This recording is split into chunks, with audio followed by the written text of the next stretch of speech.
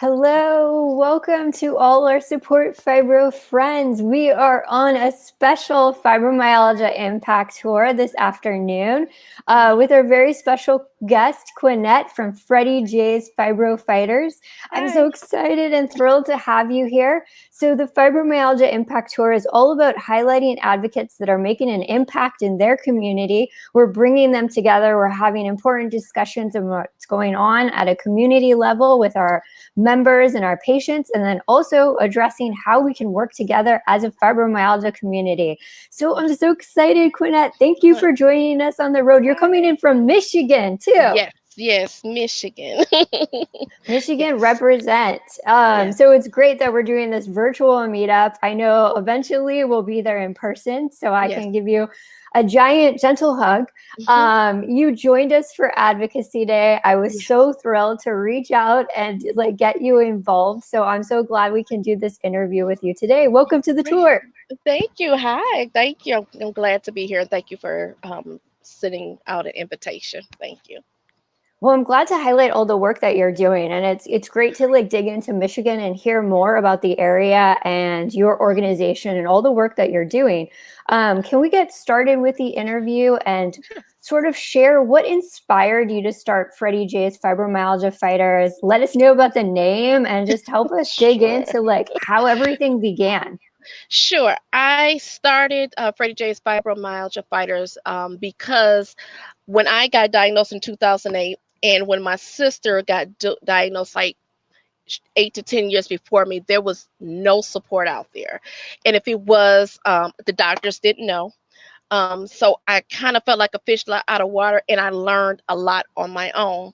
So I spent a few years kind of depressed, anxiety, and things like that. And then I just said, it's time to get up. Let's get our voices heard and things like that. And I was just surprised that even up to 2020, 19, and 18, that it still wasn't a lot of information out there for people who are newly diagnosed, people who have been diagnosed for a good while and just didn't know certain information. And I just never wanted anyone to feel like I felt when I first got diagnosed. It was like I felt like alone. Even though I had a sister, I was blessed enough to have a sister who I watched go through it. But it was like professionals, my doctor, he was like, I can keep you comfortable, but it's not a lot out there. And so that's why I ended up starting. I never wanted anyone to feel like how I felt when I got diagnosed. Well, I can appreciate that because that's what we're doing here and making sure that we're not alone. And I also wanted to mention you as an advocate too, with the work that you're putting together. We want to make sure that you're not alone in your advocacy front, because it's definitely tireless work, sometimes thankless for what you do. But that was the beginning stage. So you established the nonprofit, and you've been continuing to move on with your programs. And I've seen that you've created some wonderful programs. Do you mind sharing some of your favorites? My favorite program is my Smiley Bag program. With fibromyalgia, I deal with a lot of people, of course, in my group or just on the different social media. They're down in the dumps. They're feeling anxiety. They're upset. So I just put bags together from paparazzi jewelry, and they're like blessing bags. So I'll run a giveaway and just to make people smile, to make people feel good, make them feel okay. One of my other programs that I love is the virtual support group. We do a virtual support group, which was very important during the pandemic because so many people it was rough. And so people needed an outlet to express themselves. We do food drives. We do a little bit of everything. So we're really out there trying to help not only those with fibromyalgia, those with chronic pain, and be a voice, because a lot of times with fibromyalgia, you lose days at work. So sometimes you need food. So we help with food. We do sponsorships. We do quite a few different programs. I like that so much, especially because what we're trying to do too on the Impact Tour is talk about food insecurity and those things that come up with food. I mean, has there been stuff that you noticed is it increased with food insecurity or basic needs, like with the fibromyalgia or chronic illness community more, or did it get amplified more during the pandemic from what you noticed? I noticed that it amplified more. Um, there's always been a need out there because a lot of social service programs, you have to have an income or a different income bracket. With my program, it doesn't matter if you're a million. If you need food, things happen. And so if you need food, and we try to at least give 2 weeks to a month worth of food, to keep people going. There were many times when I worked in an office where I missed the whole week. I missed 2 weeks. And when you have a family, especially in this day and time, a lot of people are living from paycheck to paycheck. Sometimes groceries are not factored in. And sometimes I have a copay on medicine and I have to buy food. So we don't want our followers, our members, our people to, have problems with that. We do a bill pay program when we have funding. We help with bills, and so it was. I brought up a lot of programs that I felt that would have been such a blessing for me when I was working in the office or when before I did the organization. And so we try to help people and who are having chronic pain, fibromyalgia. We do have circumstances where people come to us and they don't have an issue. We just want to get out there and serve the community. That's that's so fantastic. And at the Mhm. community level, serving people directly on what we Mhm. needed. And we Yes. noticed that too. It's like, Yes. I know with certain things with fibromyalgia, we talk about like maybe research or you joined us with advocacy, but at the time of last year, and it continues, it's like basic needs need to be fulfilled. Yeah. And you bring up an excellent point with missing work.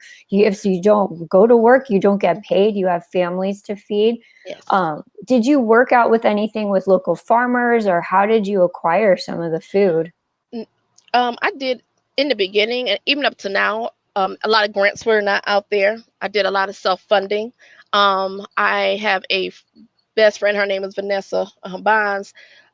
She does extreme couponing. So I follow her. I've learned how to coupon. So I'm a big couponer. Awesome. And so I have a lot of excess stuff. I have people who donate. I have people, and sometimes it's just me and my husband. We're gonna do this. We did a Thanksgiving drive, we did a Christmas drive, and adopted families and things like that. So I do anything to get it going. Whether it's grants, I've just started like really reaching out and putting my hand out to say, okay, I need some help with this and things like that because it just wasn't a lot out there. And so I was starting an organization alone and I was trying to get resources and things like that. But even when you're getting resources from the government, from people, from churches, it takes time. So in the meantime, people are hungry. People are starving. So it was just a lot of saving and a lot of just blessings, just a blessing being able to. I have a lot of people where I say, okay, this is the need I have, and people will give. Well, that's amazing to have the team around you because I know we get Yes. asked different questions. Like advocates want to help around the country Hmm. in these community service needs. Yes. Like, how would you suggest they get started? I mean, maybe they're not necessarily interested in nonprofit, but Hmm. they're an advocate. They might turn into one locally. But Hmm. what advice do you give for people that want to like support their community, the fibromyalgia community directly?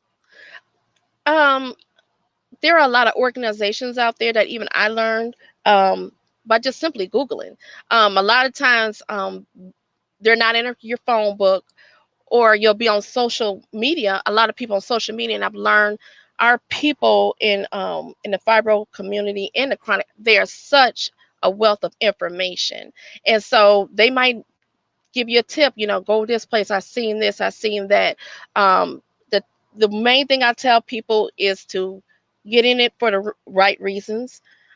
Know what your goal is and what you're trying to help in the community, and then start reaching out to other organizations. You can't do it by yourself. That was one of my things that I haven't been reaching out like to get my network as large as I can because I just didn't see it until I got onto the social media community and I started seeing all these different organizations. I had no clue. And to be honest, so you just gotta just gotta have the heart and the drive, and it'll come. If you don't want to do nonprofit, but you want to support, just put fibromyalgia in your Google search, your yellow page search. An organization will come up, and if they don't know, everybody I know will just find a resource for you. I might not know right now, but let me get those resources for you. That is incredible. I mean, the epiphany of what we're trying to establish with the Fibromyalgia Impact Tour is like gathering these resources, showing how you can make an impact in the community. And then again, we want to do more roundtable discussions with like food security in the fibromyalgia space, because we don't have a lot of good research on access to food. And like you said, coupons, learning to do that, and resources getting to the grocery stores. Are Yes. you finding that some people have difficulties going to the stores, or is there a lack of grocery stores nearby in your community? In Oakland County, it's stores and things like that. It's not a problem. The problem was we were in a pandemic, so it's just working around it. I sent food from Amazon. I sent food from Walmart. I've called people's local grocery stores. I'm paying for this. This person is coming to get this amount of food. So it's really just using your resources and just going around. Outside of the pandemic, as we're starting to come out of it, it's just reaching out to your local grocery store and reaching out. I know Aldi's does a lot in the community, so it's just reaching out and just saying, look, I have a person, this is what I'm trying to do. And a lot of times, stores like Walmart, Aldi's, and things like that, they will tell you, go to this resource and then do the application and we'll get it going for you. So that's how I learned a lot of stuff, and just reaching out and just researching. Incredible. I'm really inspired right now by all your dedication and hard work and what you're doing for the community. I Thank you. mean, thank you so much for all Thank that you. work. I I enjoy know it. I know it was probably extra difficult with a pandemic on us. Well, it was. It was not. It was just. I have anxiety. I don't make any bones about it. I have anxiety, and the pandemic was weighing on just not me, but I saw a lot of people saying, "Look, this is people being a little bit more depressed." I saw suicide going up in a lot of communities, and so you can either just be a part, keep complaining, or you can get up and say, "Okay, let's try to help." And that's all you do. I think with all the organizations, we just get in there and help. It makes such a difference in our community. Oh, definitely. And such an inspiring difference. Um, Part of the questions that we want to find out and ask is like, this is sort of a two-part question of all Sure. community and collaboration is, Mhm. how do you see the community, the fibromyalgia community, maybe best working together if it's advocates coming together? And then I know we've talked about different resources and services that you've kind of figured out to put together, but are there other programs and services that you'd like to see more of within the fibromyalgia community? Yeah, I would like to see like I don't know if you want to call it yellow pages, or like a website or a net where everybody can go and say, my state is Kansas. What are the organizations in my area? Because a lot of times we don't know about each other. A lot of times, the organization, I seen an organization pop up the other day, and I was like, I didn't even know they were here. So with Katie, who what's her name, Katie, who I dealt with the other Michigan representative, I didn't even know she existed. So if we can at least get something, a database where somebody can call, say, hey, I've been newly diagnosed, can you give me some reference to go to? And it would just help a lot. If I've more of the research I've done for a lot of people individually, they've sent me direct messages or emailed me was, can you pull this information? And I pulled it with no problem. It's just it's nowhere for our people to go centrally and say, okay, I'm looking for a doctor, I'm looking this and this, where can you help me? And yes, we can use Google, but it supports people. A lot of our people, like I have a demographic of people just like my sister who says fibromyalgia before it was even really recognized. And so they think they know everything about it until they get a new issue, and then they don't know where to go. And so we are always learning in this community. But I think that if we were just to make the information easier for people to get, it will make a world of difference. I love that. And you Mm. explained it so well. Because, I mean, Thanks. some of my teammates, and I think Estella and them can vouch for that. I have a lot going on in my head as a nerd. So when I talk about mapping things out, people are like, what are you talking about? And like exactly what because we need that, right? I want to be able to sometimes, you know, and I see hello to Nikki, shout out, which is a perfect example of her Hello. leading fibromyalgia in South Carolina. But you know, if we need resources, like you could go and say, do you know anyone in South Carolina? Or you've already connected with Nikki in Right. South Carolina or Jade. And then we can all like, we could just, you know, be connected to each other. Yes, because it helps them. A lot of people are not computer savvy. A lot of people, they don't. I have one person, just please just send it to me because I can't get on Google. It never works for me. So, you have people who are not computer savvy, and you have people who are computer savvy and they can't find the information. Even when I'm digging through information, sometimes it takes me a while. It takes me, when I put little things together, give information out, it takes about 3 hours to pull information to get it to the people.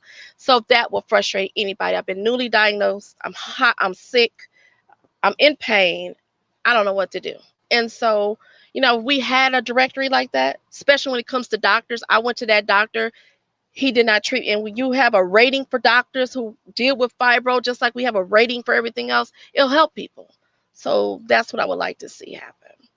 And then up to date, right? Because some of these Yeah. doctors are no longer taking fibromyalgia patients, or you can't even, they're out of business. I don't know. They're Yes. so old. Yeah. I don't know what I'm gonna do when my doctor leaves. Like, I don't. We gotta go together. So I don't know what I would do when my doctor leaves because he does everything for me. I just been fortunate enough. So yes. Oh, that's great. So we have to celebrate that you have a provider that you work well with. Yes, I work well with.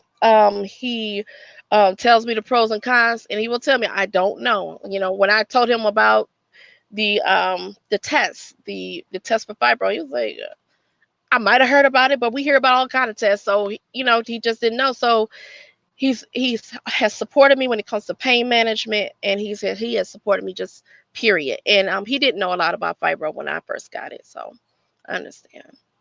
Well, I'm glad that he's been open-minded. Yeah. To learn, because that's one of the number one questions we get on our side is like, where can I find a provider or a doctor that treats fibromyalgia? And Yes. we don't necessarily have fibromyalgia specialists. You Hmm. know, they're few and far between. So where are the providers? And then we're kind of guessing. And then if they cover insurance, don't cover insurance, Yes. it's complicated. I'm sure you get those questions as well. Yes, because it's, you call your insurance and say I need a doctor for fibromyalgia, and they like, oh, well, a lot of times they get a zero response back, or we don't have any doctors. So it's hard. It's hard for people, especially people that are in like little areas like West Virginia, things like that, or in a rural area. Doctors are far and few between, so they need to know where they can go.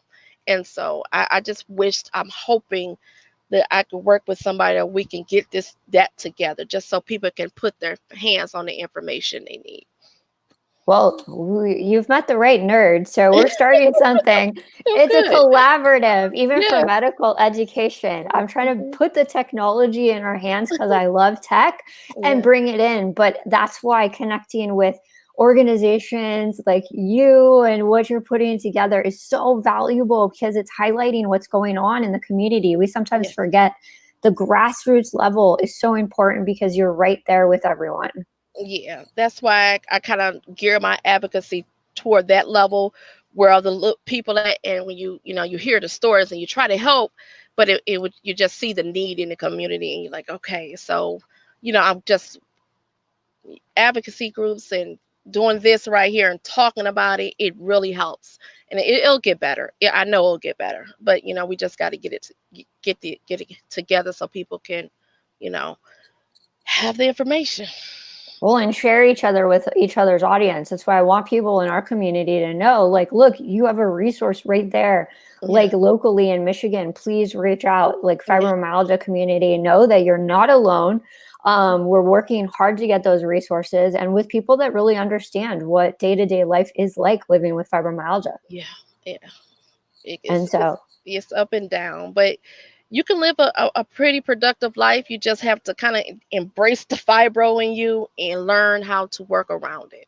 So that's what I try to teach people, because when you go into a lot of our groups and a lot of our pages, you hear so much desperation and just and negativity that works on your spirit as well.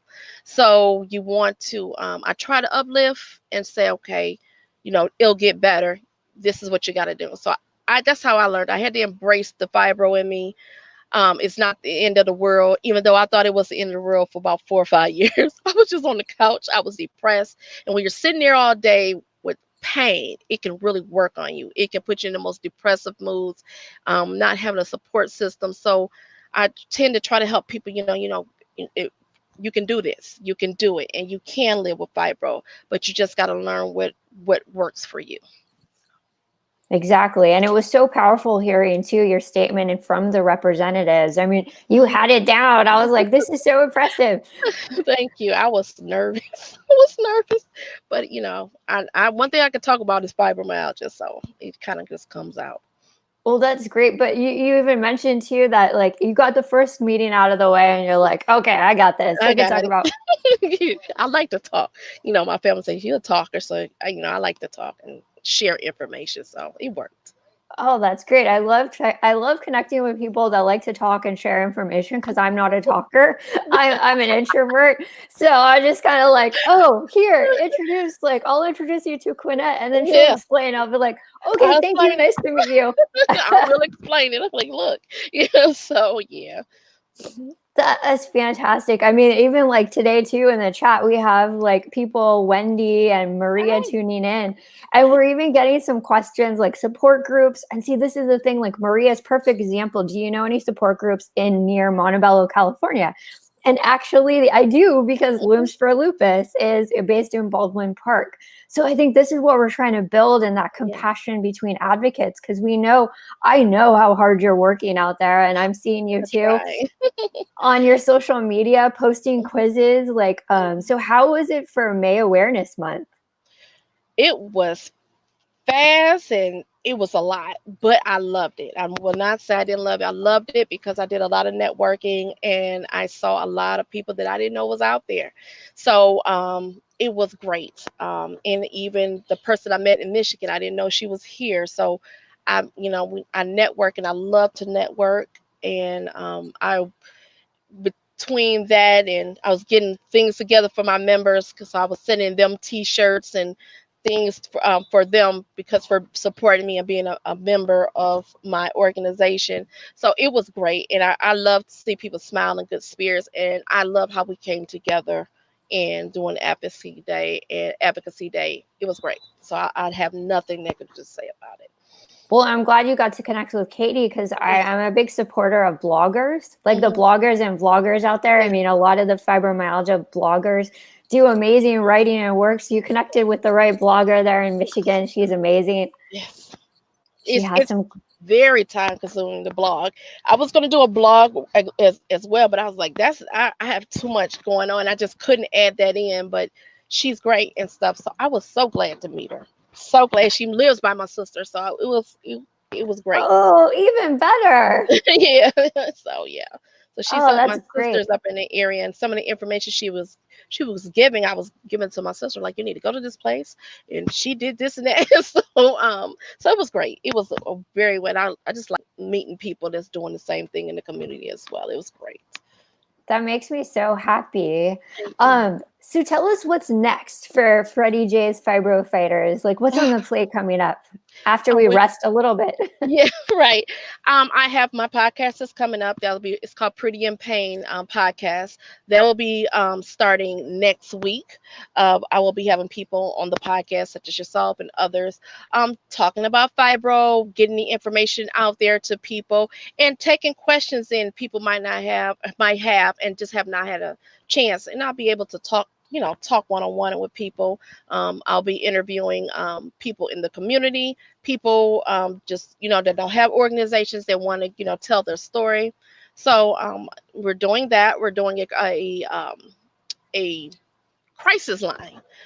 So kind of we have you might have like a suicide. We're going to do a fibromyalgia crisis line for people who are maybe not getting support, having a rough day, feeling very depressed. And so that's going to be the next thing. That's going to be the big thing that we bring up is the crisis line for people can call 24 hours a day to get support for fibromyalgia. And so that will be my next big thing that I'm trying to do.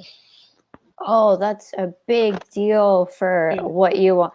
Do you need more people to volunteer for that, to help Um, take phone calls? yeah, I'm just getting the program together. My board and my family kind of leave me alone because they know when I'm trying to brainstorm how it has to go this way. So I'm getting everything together, and then I'll be reaching out for volunteers. Yes. Okay, because that's so valuable. That's another thing that comes up of people like needing to talk to someone, Yes. and where they go. But like, I think we've noticed that some of us are, we're a few volunteered patient-led organizations. So how Hmm. much we can take on is definitely trying to figure that balance is important. Yes. It is. It That's my one thing is just balancing my time because I'm a person that moves like this. So I'll be right here, then I'll be over here. And with my fibro fog, I don't know what I'm going to be doing next minute because I get it bad. So, but that is something that I really want to get going because I talk to people. I tell them you can call me anytime. And I know a lot of organizations don't do that, but I do that because they need the support. They need the help. We have a lot of people who don't have the support at home, or it's not even that they don't have the support. It's just them. Kids are, have moved away or they're not married, and it's just them and the pets, and they need help. So it's so I just want people, if you're in crisis, to be able to go somewhere and say, I need to talk, and that's what we'll be there for. Okay. Well, please let us know how I we can sure all will. support you.